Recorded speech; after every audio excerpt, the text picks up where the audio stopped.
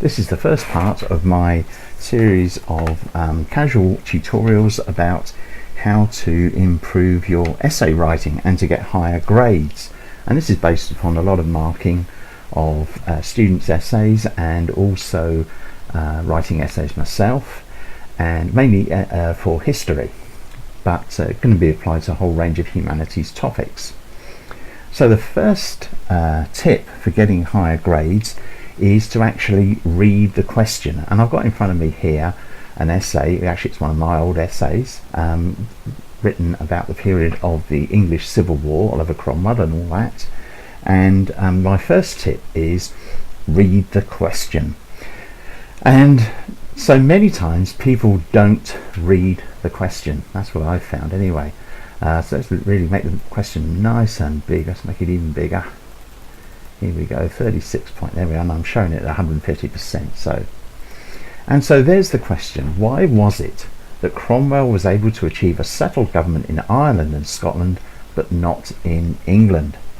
So reading the question, you sort of think, okay, this is about Cromwell, obviously, because we want to focus on that. So we're not going to talk about any of the other individuals who were involved in the English Civil War. We're going to concentrate on Cromwell, and it's Cromwell's achievements.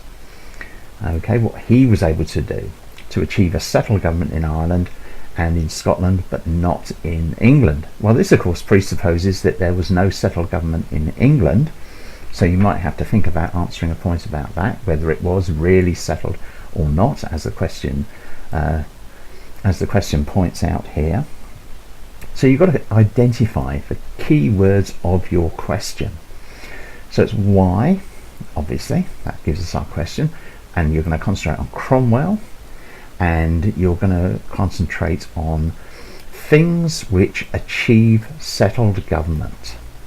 So anything else is irrelevant to the question. That's why I say about the first thing you have to do is to read the question and identify those key areas so that you always follow the question while you're writing your essay. And the next tip about just even reading the question, following on from that, is of course to answer the question. Don't drift off. So here we have about achieve a settled government in Ireland and Scotland. So there's no reason to mention, for example, early battles in the English Civil War unless they directly contributed to Cromwell achieving a settled government in England, or alternatively failing to achieve a settled government in England. So when you first look at your question and think about it before you put anything down on paper, or rather in Word, which is what I'm using, what you've got to do is to make sure you only list out relevant elements, relevant points that directly answer the question. And the thing that you don't want to do is to write down everything you know about Cromwell, because most of it will be irrelevant and most of it therefore will not give you any marks. You have to focus your knowledge about, in this case, Cromwell and the situation in the 1650s in the British Isles. You have to focus what you know about those into directly responding to the question. While you're writing your essay, you should always refer back to the question. Keep looking back, keep reading this question, keep thinking about, are you actually answering these details, these areas? So before you even put pen to paper to start writing out text, what you should do is make up a plan, and your plan should be just thumbnail notes, short notes, listing out all of the points which demonstrate that Cromwell achieved a settled government in Ireland and in Scotland, but not in England. Anything else that you write down, then look back over your list. Anything that doesn't directly answer the question is a waste of space. It's just going to take up your word count, and you're not going to score any marks for it.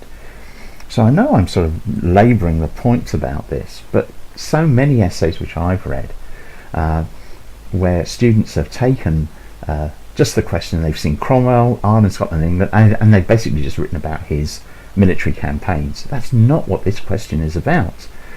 So you have to concentrate on the direct political, social, religious, military as well, of course, aspects of Cromwell which directly answer this question.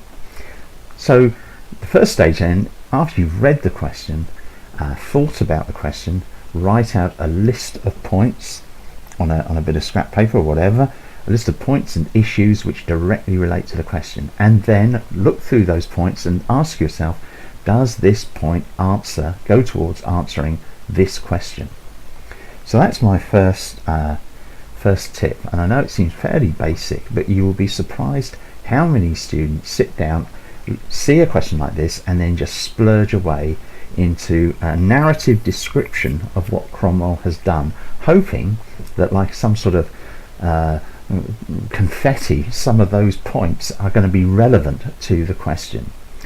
If you write a story, a narrative, then you'll get a narrative mark, which is rarely going to be more than about 50s, low 60s at the best percentages, which in the UK academic environment means a 2-2 or a low 2-1. But actually, if you can write a narrative essay like that and you've got all that information, you can achieve a higher mark. And the way to do that is not to write a narrative essay, it is to write an analytical essay, and making a plan of the relevant points for your question that you're going to answer. This question here is exactly how you're going to lift the quality of your essay. So the first step is read the question, think about the question, make a plan, a list of the points that answer the question, and then looking back at the question constantly, check that each of those points relates directly to answering that question. So that's what you should first do, and I'm going to take it on further from there with my next tip.